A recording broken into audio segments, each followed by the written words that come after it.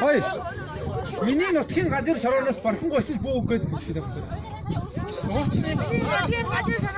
Бархан гойсол бүү гэж.